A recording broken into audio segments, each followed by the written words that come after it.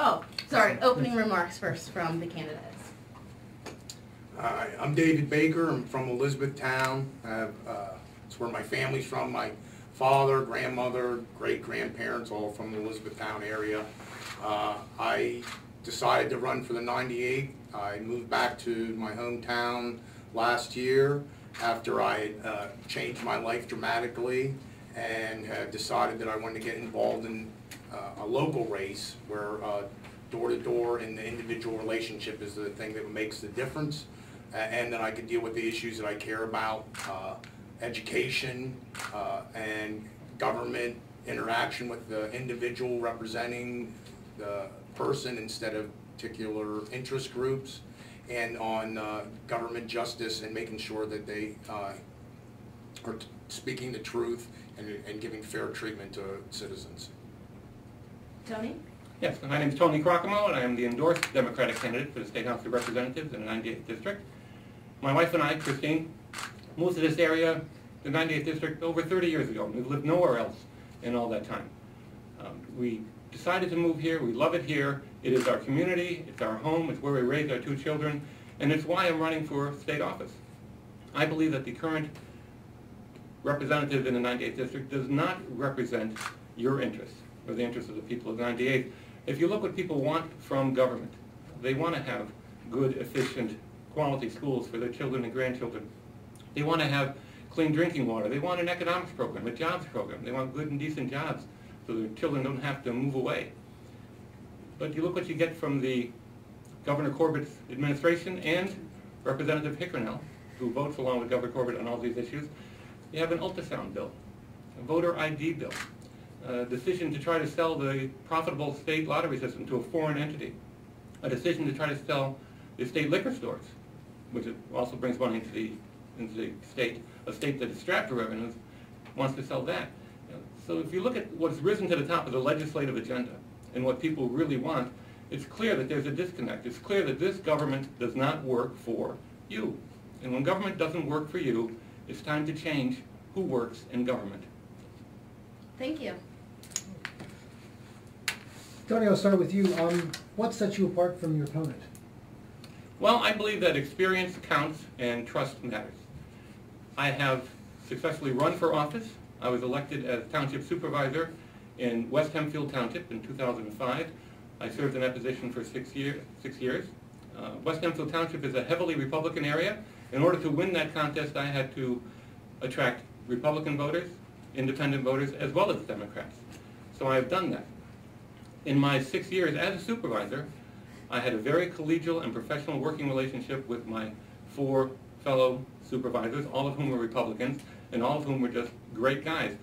We had an enjoyable working relationship. It's not that we didn't disagree.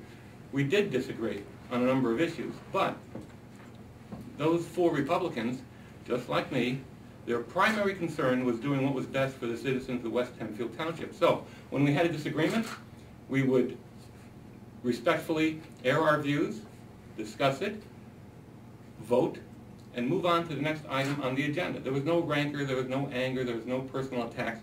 That's the way government is supposed to work. And to the extent that government doesn't work, there is something else going on. And in Harrisburg today, there's something else going on. The governor has on ideological blinders where he has one set answer for every question that comes up, doesn't matter what the question is. Those policies have been disastrous for the state of Pennsylvania. Representative Hickernell has gone along with those policies. Because of those policies, property taxes in the area have continued to go up and up and up. Senior citizens are concerned about staying in their homes. Families are struggling to pay their property taxes. This government doesn't work for the people of the 98th District. And again, if the government doesn't work for you, it's time to change who works in the government. I'm also a Vietnam veteran, Purple Heart, Bronze Star. I understand the value of military service. I've seen people sacrifice for other people and do incredible things. That is very important. So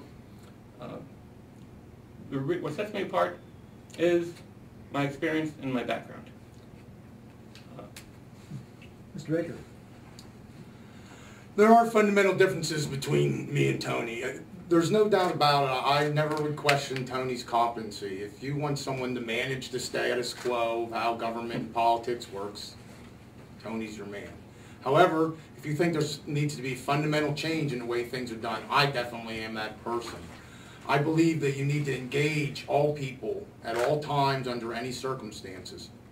I was going to raise the issue that Tony never agreed to the debate, but I just found out now that we're going to be using more of a debate structure here. So I can't say that anymore about him, even though I know neither of us realized that. However, he did turn down the debate from the League of Women Voters and the Elizabethtown College. So I'm willing to debate anytime, anywhere. He also said he didn't want to debate David Hickernell either. I, however, when I win, will be debating David Hickernell at least 3 times. But the other difference, though, is, and this is the fundamental difference, I believe, is that when I win, I can reach out to Republicans and Libertarians, Greens, Independent, disaffected voters, because I'm not the same old thing. Tony wants to talk about he's the endorsed candidate, and that's fine. I never asked for the endorsement. I wanted this to be an open primary, and the only time I ever suggested that I wanted the endorsement was just to speak at the convention floor to have an open primary, because that's what's good for the party, interaction and to build the party. However, when you reach out to voters who want to hear something new, and especially in our district, they close their ears right away if they believe you're just another Democrat outside of the Democrats in the district, and you can't win with that. The 2 last endorsed Democrats for this district got 25% and 31% in the general election. I ran because I want to win, and I believe I can win because I'm going to run a grassroots campaign, and I'm going to utilize my old ties, family ties, and everything else in the Elizabethtown area, which makes up almost 50% of the district when you also include Londonderry Township. And when I win the primary, it's going to be news that the dark horse won, and that someone, pardon me, with a way different background in politics is now the candidate. And that's what people want. They want someone that is completely new and different, not serving the same thing as before. And that definitely is me. I am not your everyday politician, to say the least. Great. Tony, would you like to address any of those? Any of what Dave? Yeah, Dave seems to think there's some shame in being the endorsed Democratic candidate, and that's just people who are active in the Democratic Party that have worked with me, that know me, that trust me, have given me their recommendation. I mean, you don't go for a job without expecting to give the employer asking for recommendations. I've received the recommendation of the Lancaster County Democratic Party. I've been endorsed by unions. I've been endorsed by the Hempfield Area Democratic Committee. I've been endorsed by the Donegal Democrats. All the Democratic organizations in the 98th District that endorse anybody have endorsed me. There's no shame in that. You have to expect a recommendation to get a job. It's a recommendation. And by the way, an endorsement is not a subpoena. People don't have to follow the endorsement. The public gets to vote for whichever one of the candidates they think will do the best job. And I welcome that. I welcome the comparison between my background of experience and Dave's unconventional, untested background, which he is so proud of. Do you have any follow-up on that? Yeah, we move on? Of course. I don't think there's any shame to the endorsement. I don't think it's a winning process, because in the end, I'm running because I plan on winning the general election, which is what I was planning to do in the first place. There generally usually isn't even a candidate. We have candidates maybe twice every decade for the Democratic Party in this area, and again, they're averaging 29% over the years. I want to run a general election campaign where you can reach those voters. The endorsed candidates, like I said, they're getting around 30%, and I know the area that I live in. Being the endorsed candidate for the Democratic Party doesn't win me any more votes in the general election. However, saying that I'm independent and I answer to no one other than the voters, and that I can relate to people outside of the norm from my life experiences, or isn't a socioeconomic world that I can't deal with, that's who needs to be the people that you relate to. It's okay to get the endorsement of the Democratic insiders, but that's what it is. It's an endorsement of Democratic insiders. And my point is I want to be able to represent everybody and to be able to relate to everybody. And winning the primary election is what really matters, nothing else. Let's move on to the next question. There has been a growing movement to eliminate property taxes to fund public education. Would you support that effort as representative? Why or why not? Is it me? Whose turn is it? Yeah. No, I've discussed this, and property taxes is by far the thing that comes up the most, going door to door. There's nothing even close. No other issue holds anywhere. It'd be for 50%, and then everything else is split up, every other issue. And David Hickernell suggested that we eliminate property taxes completely.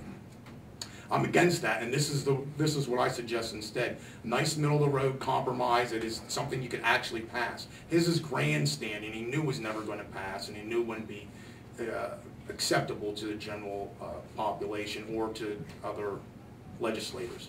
I believe that you can reduce property taxes by about 50%.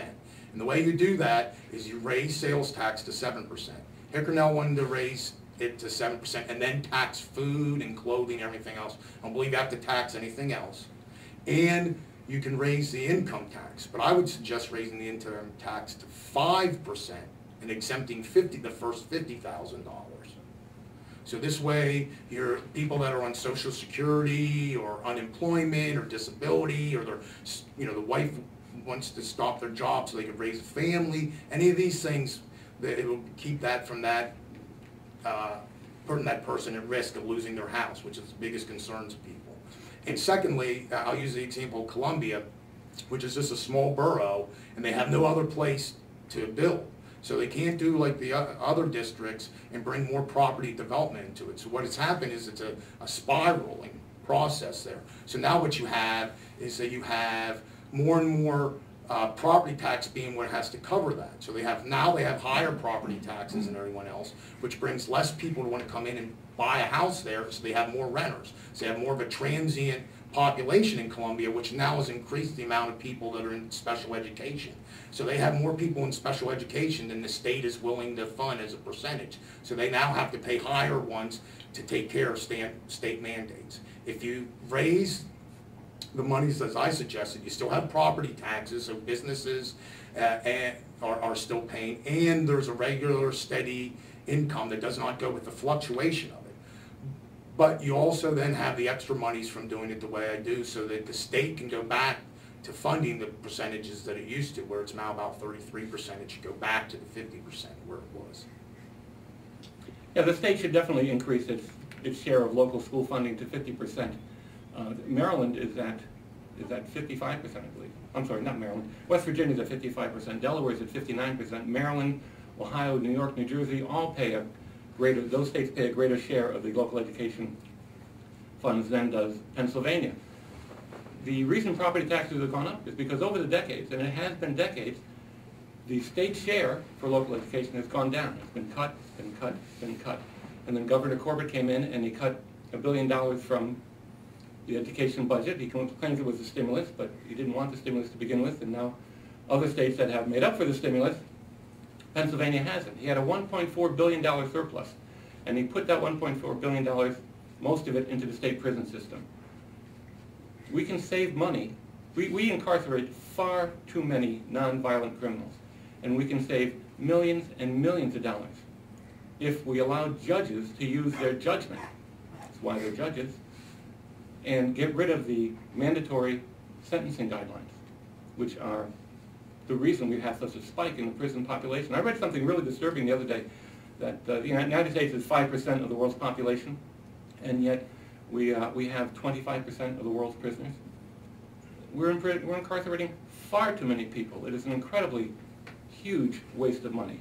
The governor could also save money by dropping his lawsuit against the well, he's got a couple of lawsuits going against the voter ID bill, the Voter Suppression Act. That was a bill that was written out of state by big money interests that have no connection to Pennsylvania, but they want to have an influence over who gets elected in Pennsylvania. And the governor should drop that lawsuit that has done nothing but confuse voters, confuse poll workers, and is meant to suppress the vote. So that needs to be dropped. That would save millions there. He should also drop his lawsuit against doctors who may have some reason to speak out against the chemicals in fracking liquid if they have health issues. There's a gag order on those doctors. They can't speak out. And the governor has a lawsuit to keep that gag order in place, which is outrageous. So there are plenty of ways to save money. And it's not that we're suggesting we need to raise taxes. I don't agree with Dave's raising taxes on sales tax and having families pay more for that. I think there's plenty of money in government waste that we can save. The prison system, as I said, these frivolous lawsuits that are taken for ideological reasons and don't represent the people.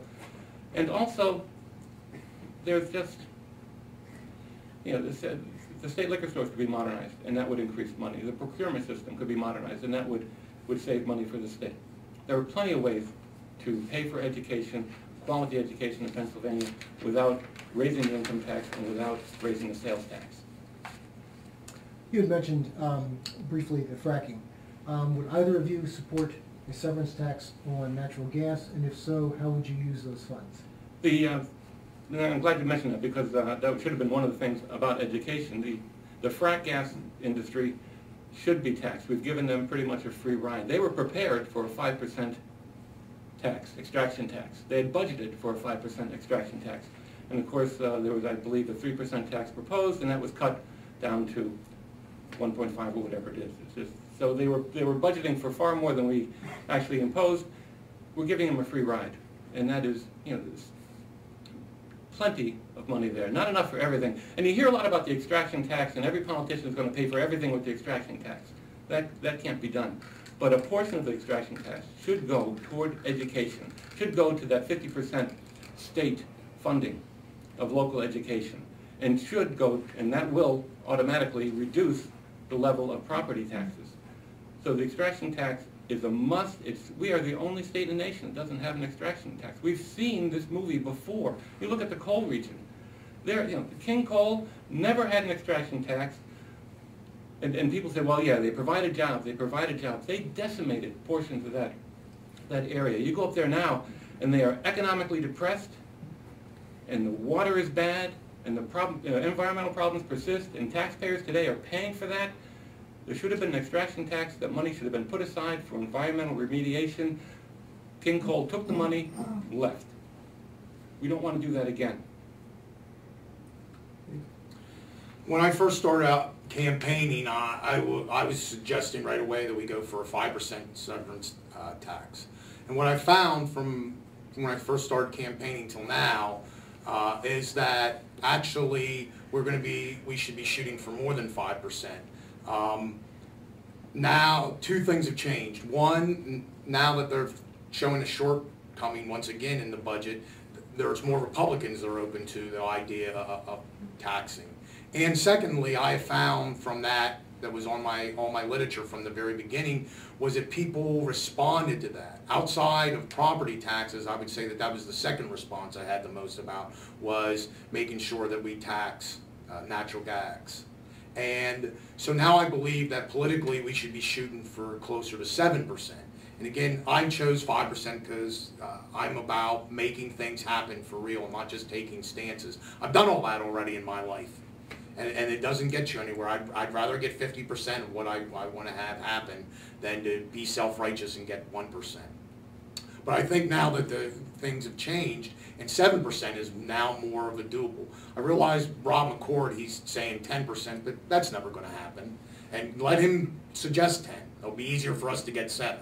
But I think a more rational, reasonable one is 7%, and there's enough people that feel strongly about it that we'll be able to get that. And certainly with a new governor that can happen, and also as the election process goes through, I'm sure there's going to be different numbers brought out because of the very fact that there is another budget decrease. Would you be using this for education? Okay, so I believe that you should dedicate it to two things. One is making sure that you're doing environmental protection. So everything from monitoring what goes down with the fracking process to a certain percentage should be just dedicated to overall environmental protection, since you are definitely, regardless of how much you're regulating, you are causing some kind of environmental harm by what we're doing. We need to make sure that we make that rededication to it, and then the other monies would be monies that would go into the, I believe should be earmarked specifically for education.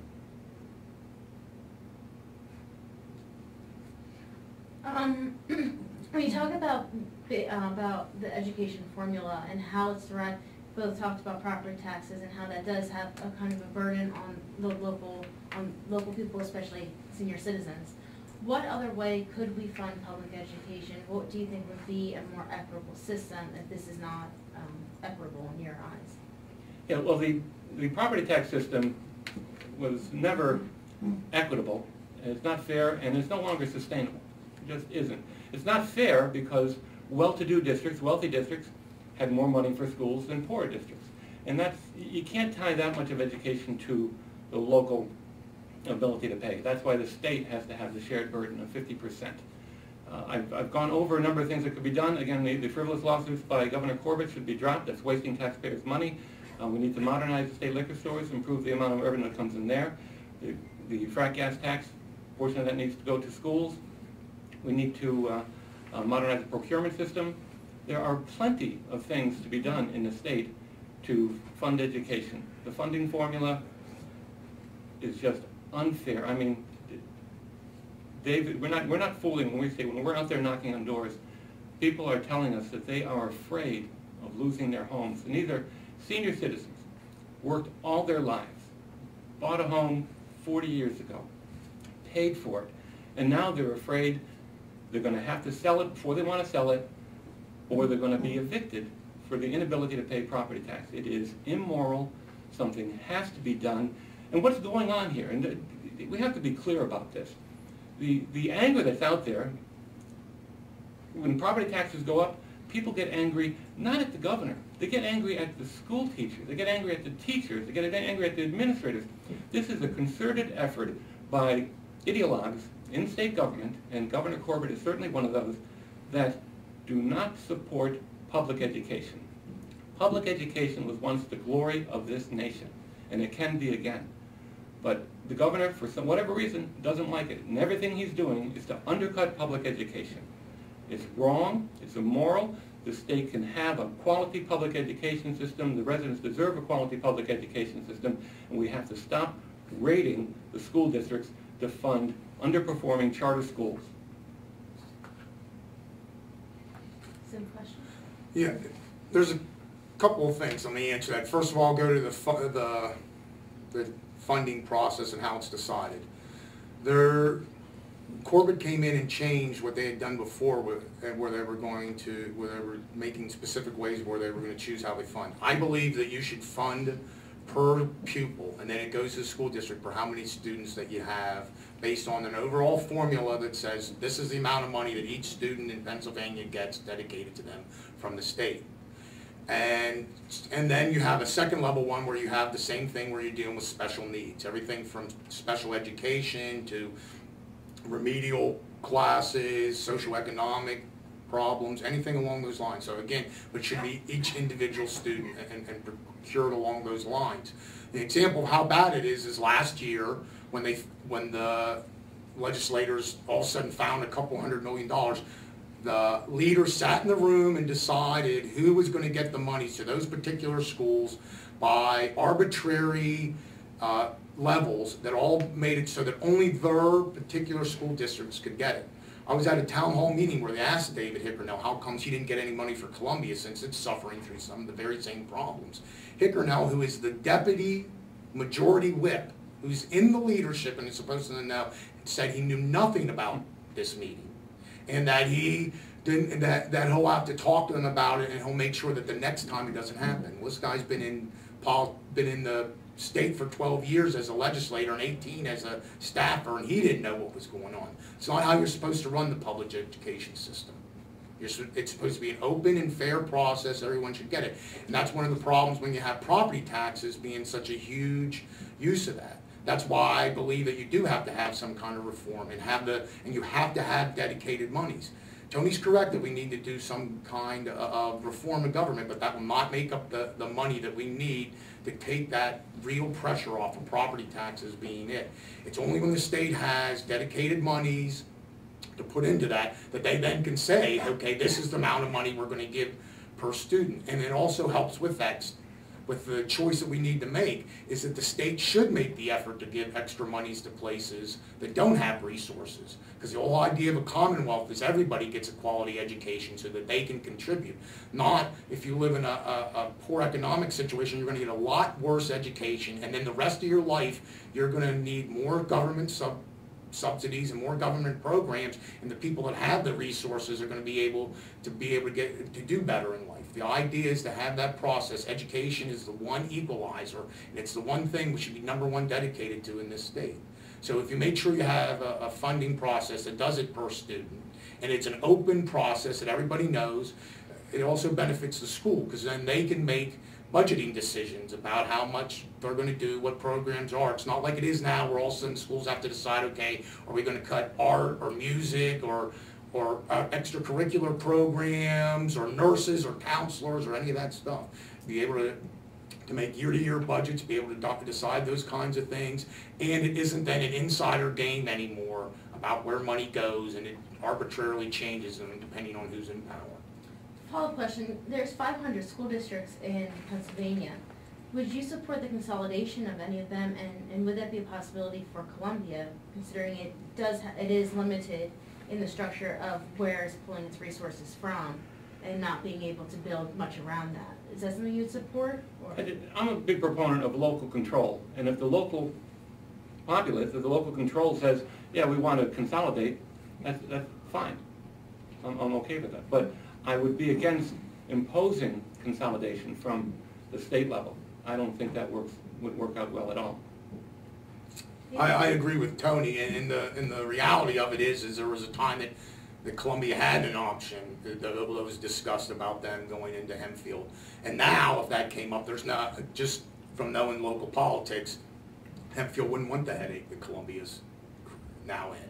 And that's part of the whole problem is that's what happens, is once you start doing that, you create that. And I'll just give the example between Columbia and Elizabethtown, and I'm familiar with those too, is that Elizabethtown, from when I grew up, has expanded dramatically, and it can bring in all kinds of extra property taxes, and it can actually refuse state monies because it knows it has that property basis. But Columbia doesn't really have that option, and if it does, it has to raise those property taxes, which again increases the population that rents and does not buy houses, and then it just continues to spiral down, which affects everybody in the Commonwealth. Good. Both of you have said you could vote for marijuana legalization. This past week, Governor Corbett moved slightly in that direction by saying he could endorse an extract of marijuana for youngsters, especially who are suffering from seizures. What's your view on marijuana for medical purposes, and then also perhaps decriminalizing it or legalizing it? Dave? First of all, I want to, since you brought up the Corbett thing, Corbett, after lots of pressure, and just a few weeks ago saying he wouldn't even do anything if his grandchild needed it, he caved to pressure, and what he came up with is he did the least minimal possible thing he could do to not look like he's heartless. And that's all he made it to do, was a political thing. I'm for the full legalization all the way. From medical is 85% of Pennsylvania population supports the legalization of medical marijuana. People realize that the propaganda that's been going on for years is nonsense. That marijuana has never killed anybody. No one has ever died from marijuana, but Corbett and people like him think nothing of giving opioids, which people die from over many times, or have great side effects. Again, none of this happens. Most people have a general compassion and realize that it's a medical issue, and that it's just a political propaganda that has lasted from the 60s and 70s and 80s. So I'm for that, and again, most Pennsylvanians are for that. I realize that the legalization of marijuana is a little more controversial. However, over the years it's changed, and now we're on the edge of it's about 49% supported in Pennsylvania. And I believe fundamentally in the legalization of marijuana. As people know, and I've been quite open about it, I've had that my own personal experience with it, including my use of it and being in the prisons and the price I've had to pay for it. And none of this has ever served anything. It is the worst domestic policy issue in the United States in the last 40 years has been the drug war, and specifically the drug war on marijuana, more so than anything else. Tony talked earlier about the prison system and it being overloaded. Well, one of the reasons the prison system and the court system and the polices are overloaded is with marijuana. Most arrests are for simple marijuana possessions. That's it. And that has not solved the society in any way whatsoever. And the reality of it is that it isn't that inevitable.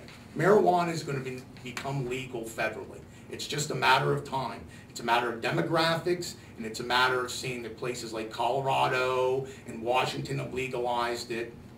And the roof hasn't fell in, crime has gone down actually in Colorado. They're raising lots of tax revenues, and all the propaganda and the hysterical scare about it is not holding true. I believe you should legalize it and regulate it and tax it. And then you should then tell the truth, scientific truth about marijuana. And that is the best way to handle it, because we're talking about a $500 million reversal if you legalize marijuana. Blows the taxes that you bring in, and then eliminating the prison population, the court time and energy, the police time and energy, all that stuff. You're talking about over $500 million. I want to emphasize that again, $500 million, and that's a year turnaround that comes into. And the reality of it is the government is supposed to be on the side of telling the truth. One of the big, and I'm going to just answer one of the nonsense things they talk about marijuana, is that legalizing it somehow is going to make more people use it and bring it into kids and the whole bit. The problem with that is it's quite available to kids right now, and the fact that it's a black market makes it even more so. You don't see lots of people out there pushing alcohol to kids. Kids go get it off of that, there's no doubt about that, but there isn't a huge profit margin to be selling alcohol to kids like there is marijuana. And secondly of all, if there's anything that has caused more people to use drugs and pay non attention, it's been government propaganda talking about harms of marijuana that aren't true. There are definite health problems with the use of marijuana. There's no doubt about that. However, the nonsense they have talked about, since people use it or know that people use it and it's not true, then they don't believe anything they're being told about it. And that causes just as many people to do stuff that they shouldn't. If you legalize marijuana, a full scientific research on it, and you tell the truth about it, all aspects, both the harm it causes and the medical benefits and the general stuff, there's no doubt about it, marijuana is not even close to causing the personal or societal harm that alcohol does. The biggest harm that marijuana has done is that it's illegal. That's the biggest harm that it's done. Yeah, Dave and I we agree in some areas of this question, and we disagree strongly in other areas of the question. To me, it's three questions. One is the legalization of recreational use of marijuana for adults, and I oppose that. The second one is decriminalization of marijuana. I support decriminalization of marijuana. People like Dave should not have to go to jail for being at home and smoking a joint. And when you consider the harm that it does to society, putting somebody in jail for that is just way too harsh a punishment. And it affects people's lives.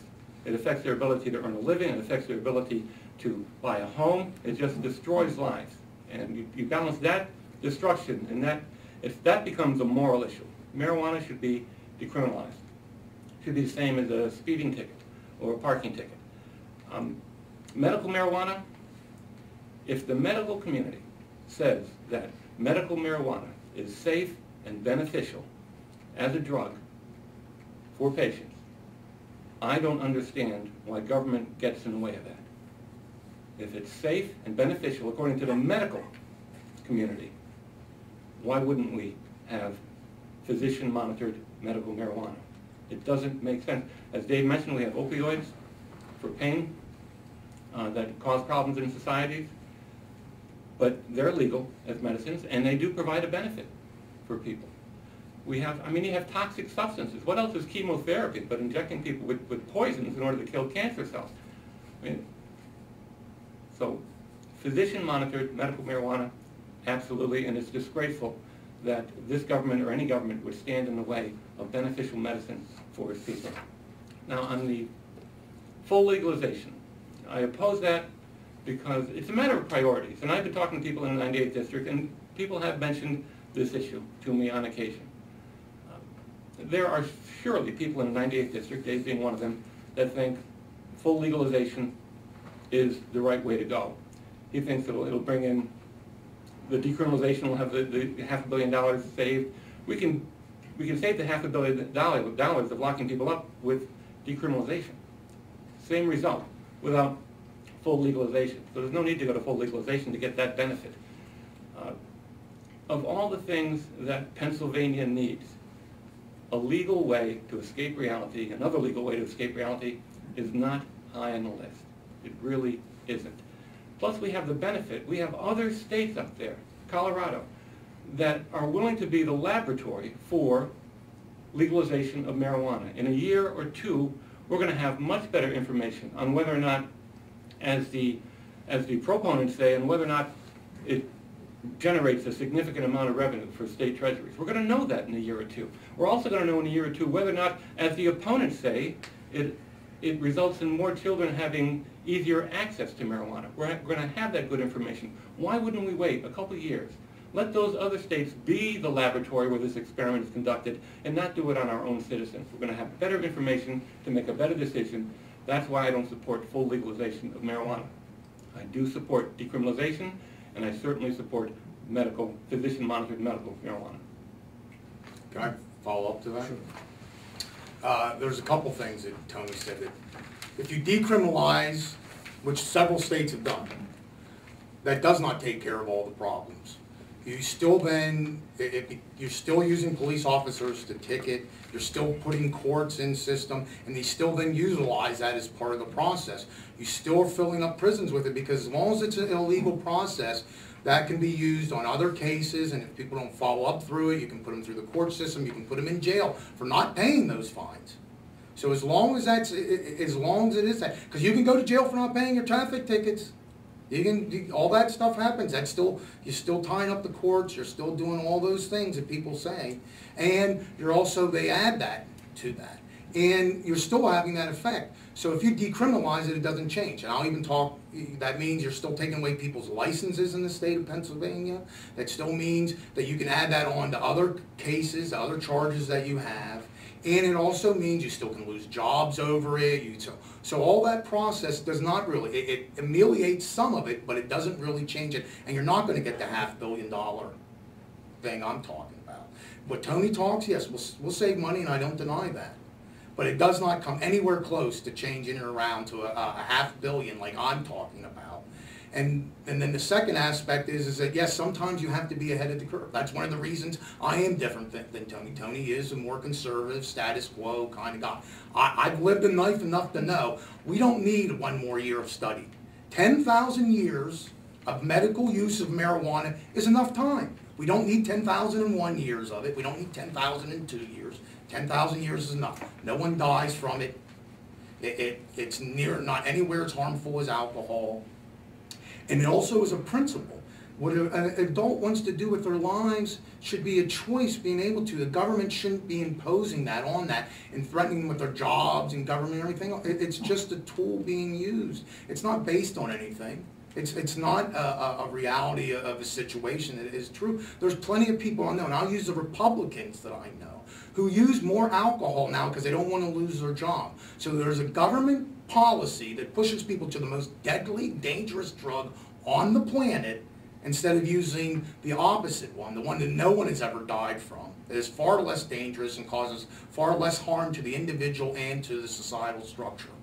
So sometimes you have to make those decisions. I know it's controversial, but I want to say I've had plenty of Republicans that I know who are considered conventional mainstream people that say, way to go, Dave. If you're on the ballot, I'm going to vote for you. Way to stand up for what is real. Because they know from their own lives and their own experiences, and there are consequences from that. One of the things that Hickernell has said is he doesn't believe the constituents in his district would be in favor of marijuana usage, even in terms of medical marijuana. What you're saying seems to be the opposite. I think both me and Tony agree on the medical marijuana. That's not true. Absolutely. It's not true that maybe the constituents that give him money and that he talks to on a regular basis, I'm sure they're not. And even then he might be surprised. But there's no way that the general constituency of that district is against medical marijuana, for sure. And again, me and Tony both agree on that particular issue. And I would even agree, I assume me and Tony both agree that most people would, go for decriminalization. It's really the only question is legalization. That's really the only controversial aspect. I assume that's me and him both agree on that fact. And the people I know, who would regularly say, oh, they wouldn't be for that, including Republicans, and not just my friends that I knew from when I was a kid, and we used to smoke pot when we were kids. Even people that don't smoke pot and know that, and they know it's a waste of money and time and energy, and that could be used for far greater things than marijuana. They see it, they never use it, but they see that it does not cause nearly the problems that other drugs do, and doesn't kill anybody and everything else, and they just don't think the government should be spending that kind of time. And they would and given the opportunity to really listen to this discussion, a lot of other people would say there's a way better use of $500 million than what we're doing now. Yeah, well, again, for me, it's whether or not the constituents want something that is very important, obviously, but what if the constituents want something that's immoral? No legislator is obligated to satisfy constituents' demands if those demands are immoral. And I think ruining someone's life, saddling them with a criminal record that really makes life difficult for that person for the rest of their lives, puts them into jail, may convert them to a hardened criminal rather than rehabilitate them, that's a moral issue. And I suspect most people in the district would support medical marijuana, fine, and I think they're right about that. I think they're right about they would support decriminalization. I think they're right about that.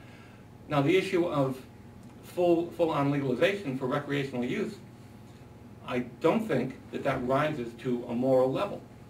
Where is the harm, the moral harm, if people aren't allowed to smoke marijuana? It's their preference that they'd like to, they want to, I understand that, but where is the harm? Medical marijuana, you can point to harm. People not being relieved of suffering, medication being denied to them for ideological reasons. For decriminalization, not doing that, you can see the moral issue there, ruining people's lives, saddling them with a criminal record, putting them into jail in contact with criminals, and maybe converting them to criminals.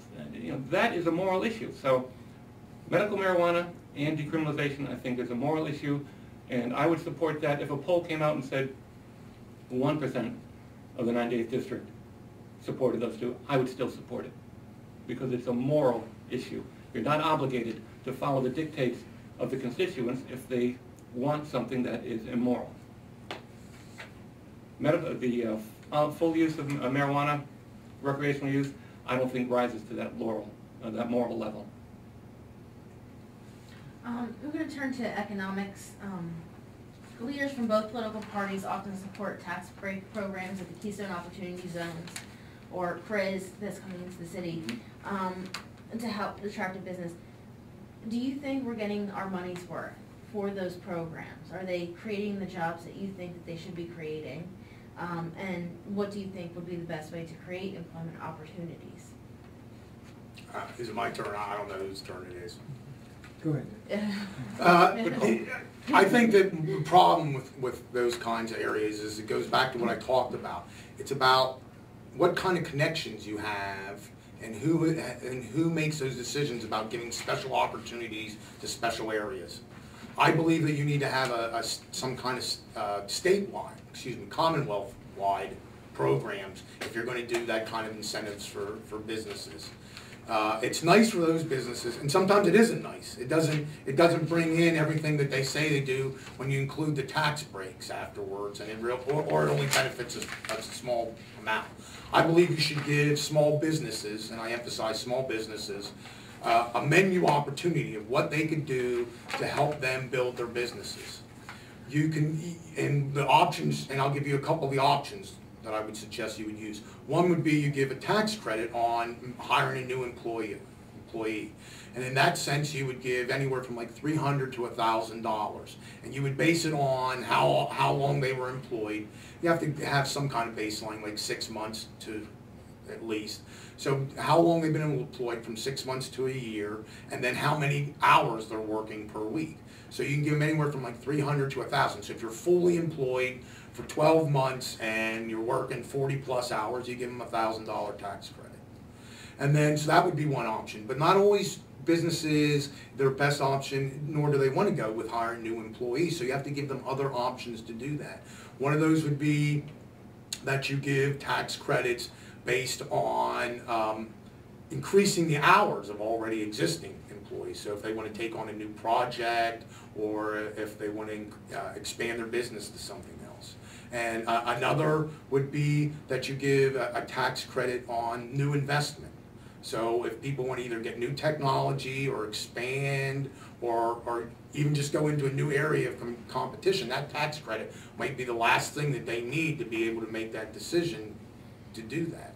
So I believe that a combination of that, and allowing people to decide what they want to do. And another one would be, I'm sorry I forgot, is training, is to give tax credits for training. So you're either getting people up to snuff to the world-class levels so they can compete, or you're using the already existing employee and you want to train them in some new field so that you can go into that area.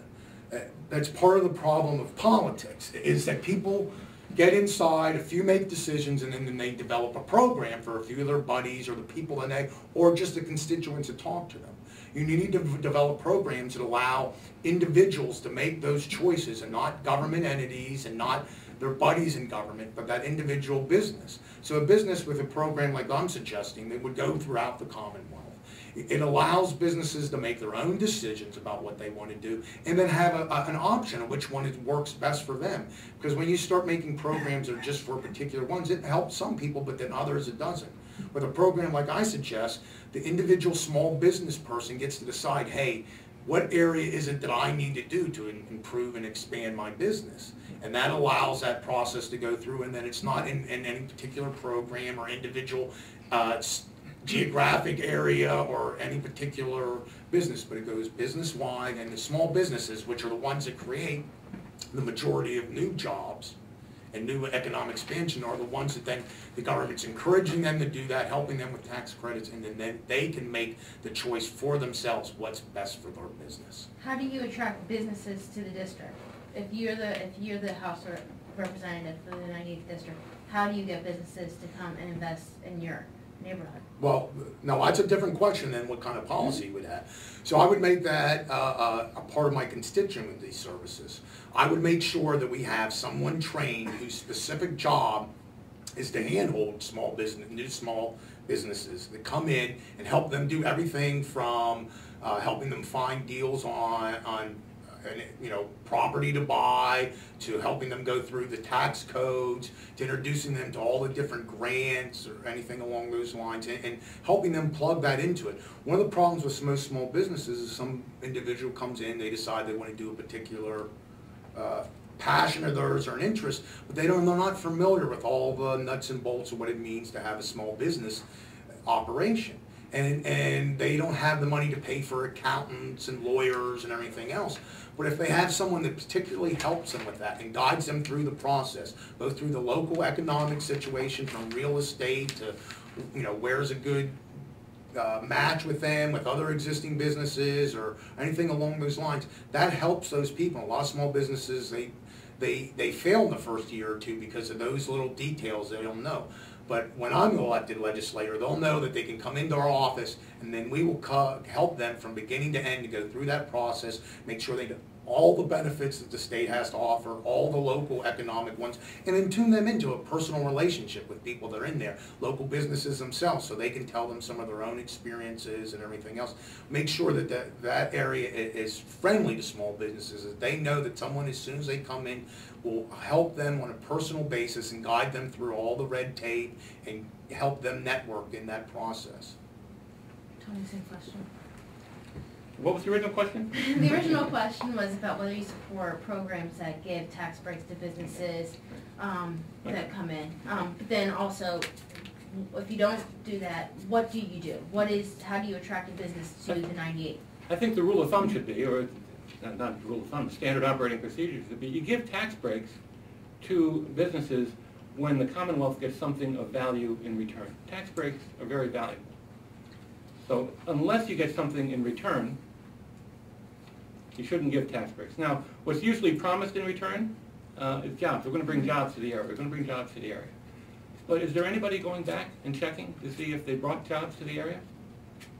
That would make an interesting newspaper article. Not that I want to suggest what you should do, but check out the last 5 years of sweetheart deals for businesses coming into Pennsylvania or in this region.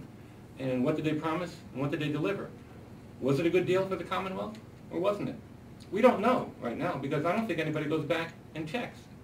Everybody assumes the jobs are coming to the area. If somebody promises that I'm going to relocate to Lancaster County and I'm going to bring 300 quality jobs, well, that's great. We're going to give you a tax break. And a year later, 2 years later, they've only brought 50 quality jobs. Do they still deserve a tax break? Was that a fair exchange? Was that a good deal for the people of the Commonwealth? Commonwealth people have to get something back in return. They have to get something of value. But I had an interesting conversation just the other day with a small businessman in the area who was talking about tax breaks. And he said, tax breaks are nice. They reduce your overhead, but they don't address what he considers to be the overarching problem for small businesses. And that's the lack of expendable income, available income for people who can't spend money on cars and furniture and houses and going to restaurants and everything. Because over the last 30 years, the adjusted for inflation, wages have not kept up. Our spending power is less now than it was 30 years ago. So we have less expendable income, less money to spend on those things, less money to put into the economy, less money to spend on small businesses. That, he said, is the overarching problem, and tax breaks do nothing to alleviate that problem. But raising the minimum wage would do something to alleviate that problem, and I support that. That would put money right back into the economy. What level would you raise it to? I think the federal level of 1010 is reasonable. I think now a lot of people say, oh, businesses will have to go out of, I'd go out of business if I had to pay a living wage to my employees. Well, if you're a type of businessman that would go out of business if you had to pay a living wage, your business model is basically taking advantage of people. Why do we want to attract those kinds of businesses to the Commonwealth? Why don't we attract good businesses? I agree that we also need to spend money on training. That today's workforce is not prepared for the high-tech jobs. Never mind tomorrow, they're not prepared for the high-tech jobs of today. So we need to have training. And there should be tax credits for training. There should be tax credits for hiring new employees if they stay on for a certain amount of time. So how do you parse how much that should be? Well, a new employee is going to be paying state income tax. So you know what you're going to be getting, and you can figure out what portion of that should be rebated back to the employer. So a lot of these things can be done, should be done.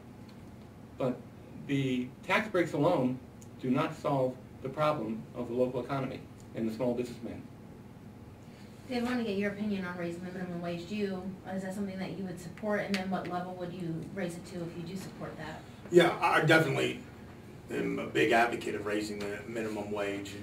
And, one of the arguments it's always is that somehow we're going to, I just saw the other day that there's talking that they would lose 500,000 jobs.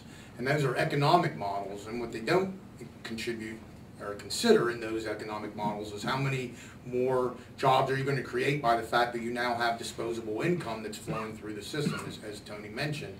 That's one of the things they don't talk about. All they do is they look at like it's a zero-sum game, that okay, if I have to raise wages to this point, we're going to have to fire all these people. But none of it's included in the fact that if you bring those minimum wages up to higher levels where people have disposable income, that goes straight back into the economy, which then allows there to be a higher amount of money being spent, which is one of the things he was talking about with the small business owner, is that there isn't the disposable income that there used to be, and that you can see that experience. And I definitely believe that it's best for businesses, for considering businesses, that you do it along some line.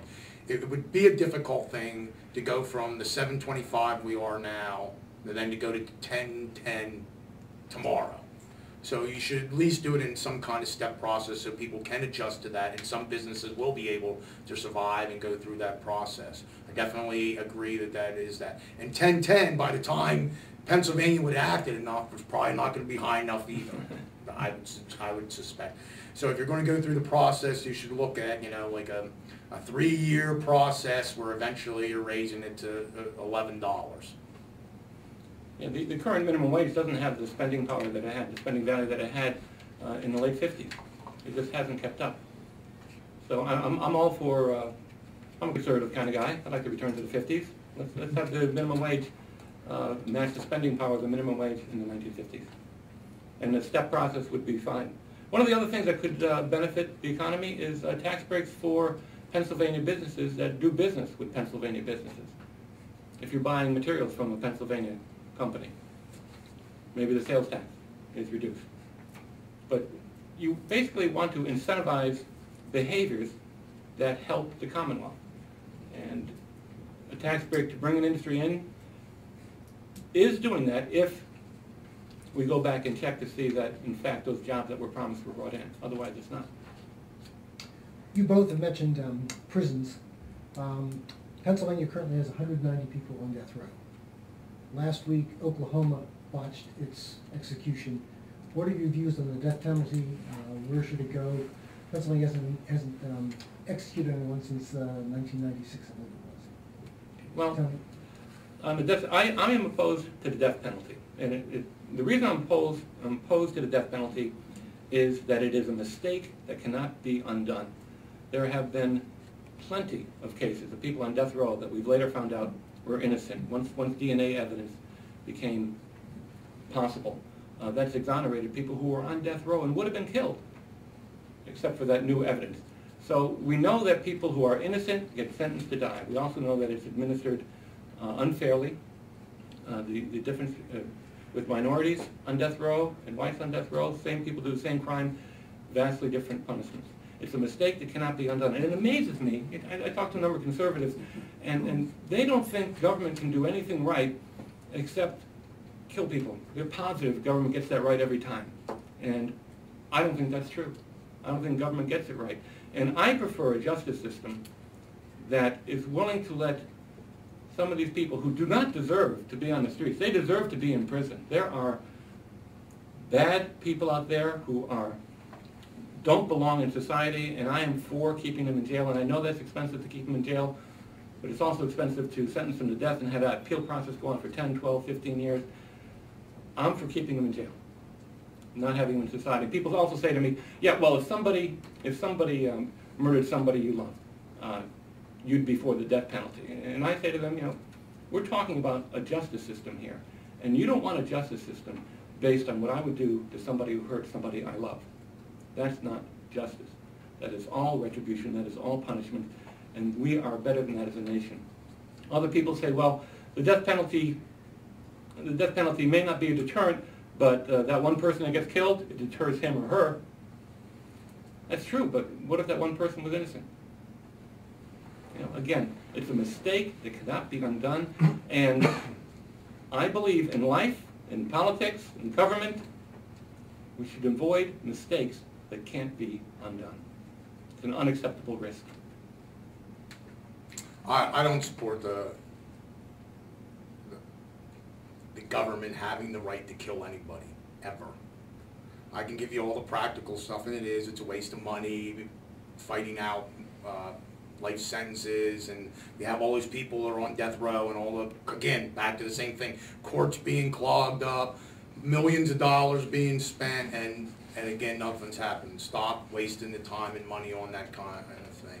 And I go through all that process, but in the end, I'm the kind of person that doesn't believe the government should have the right to kill anybody. And again, for numerous reasons. One, because they can get it wrong, and two, I just don't believe you should give the government the right to kill people.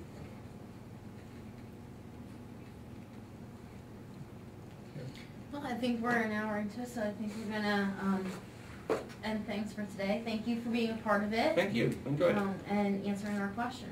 Appreciate it very much. Thank you. Thank you.